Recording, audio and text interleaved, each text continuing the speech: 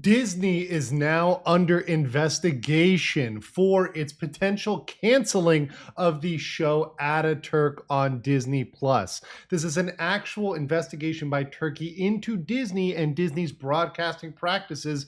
So they have now been brought under legal scrutiny because it appears they have bended the knee to social media pressures. This is another example of how Disney tries to have it both ways. They try to please everybody, but they end up pleasing nobody and now facing potential criminal or civil penalties. Of course, I'm Andrew Esquire, American attorney living over here in Asia, and this is a legal mindset. We teach you to be your own judge. Now, we've been covering a lot of things in the Disney world, particularly in Florida, which is the area in which I practice, the area in which I have expertise, but I'm also a man who lives abroad, and Turkey is a very interesting country. As, listen, I've been to Turkey. I do enjoy that country. I know many Turkish people, and it's been a great place. But it's also this bridge between Europe and Asia.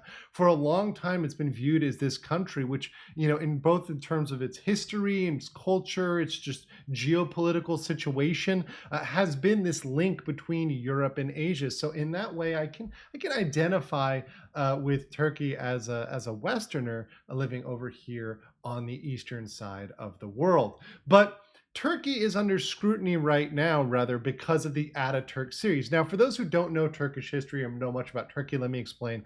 Mustafa Kemal Ataturk was the leader of Turkey, the founder of the republic, as Turkey transitioned from its imperial past under the Ottoman Empire, an empire that had lasted for thousands of years, to the Turkish Republic, which is the modern variant. The Ottoman Empire, much like the Habsburgs and the other old empires, was very much a multi-ethnic empire that controlled large swaths of the Middle East as well as of Europe as well. The Balkans had a lot of conflicts with the Austrians over the years, including laying siege to Vienna twice.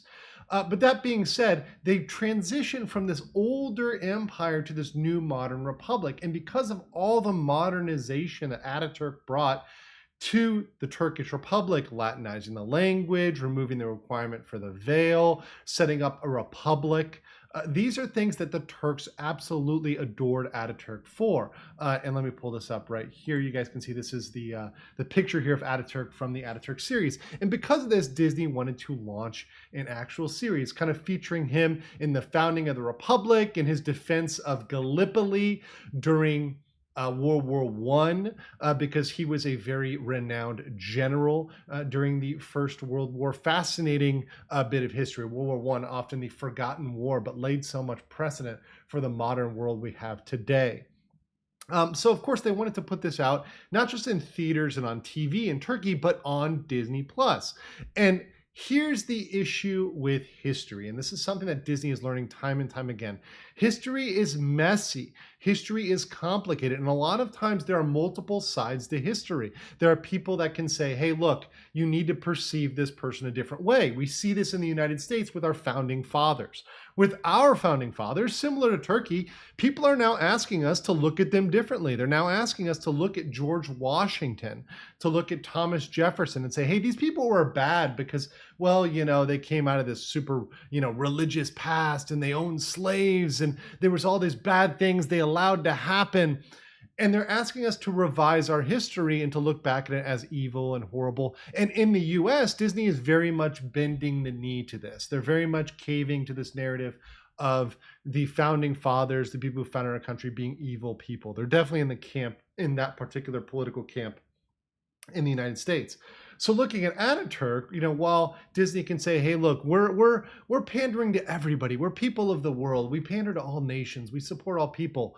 Well, they looked at this and they went to go make this, but it turns out that Ataturk is a complicated character. Now, without getting too deep in this, and this is an issue that you could do an hour-long podcast on debating the pros and cons, I'm going to summarize the Armenian issue here in a very short form. Of course, this is not a full presentation of the issues, and both sides would certainly have a lot to say about this. Now, during the transition from empire to republic, there was a lot of turmoil in a lot of places in the world, right? In the former German republics, which were taken over by the Allies, in former Habsburg countries, which now suddenly found themselves independent.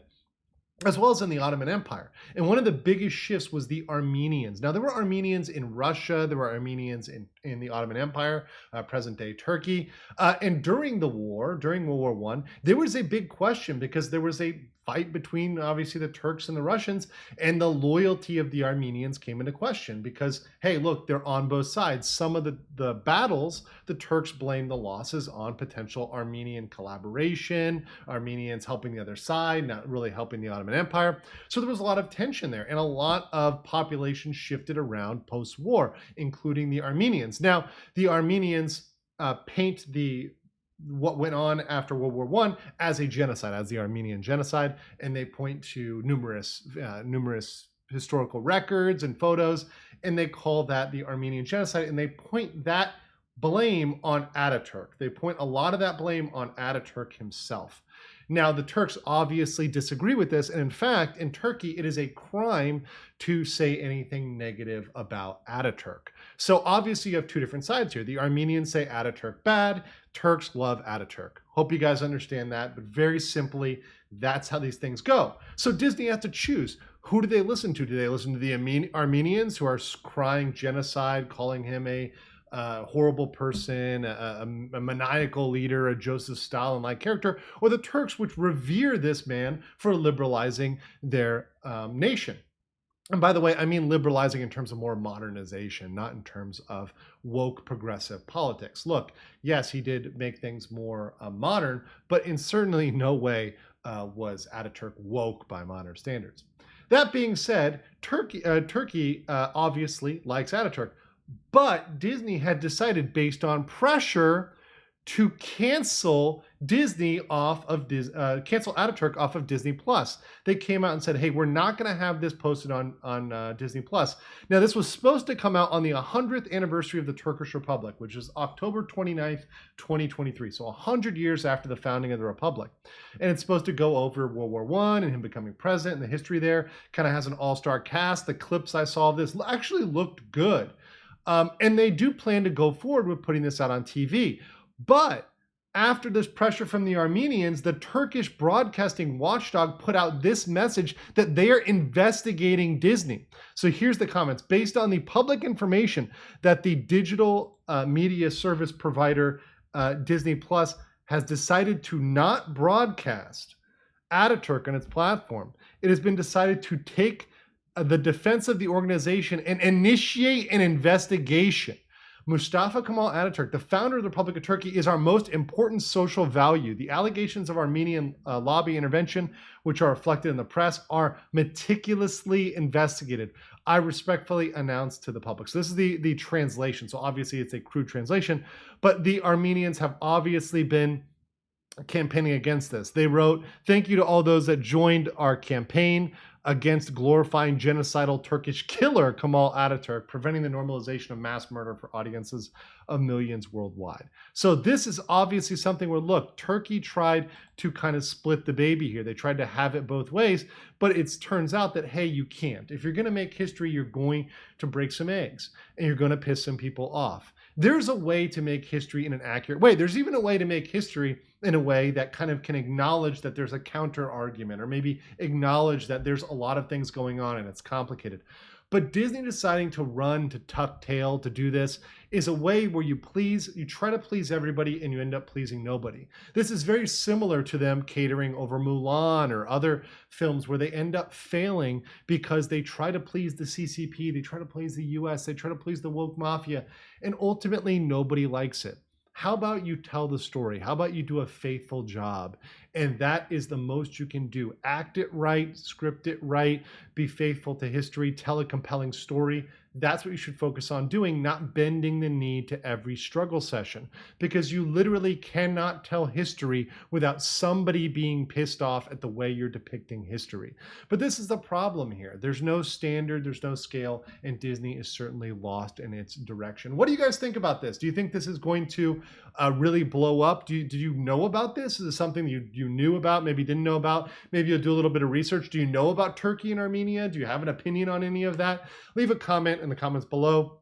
Make sure you like and comment on the video. Please help us out in the algorithm. We sometimes get punished for being way too based on these topics, and your support really matters for this channel. Until next time, guys, peace.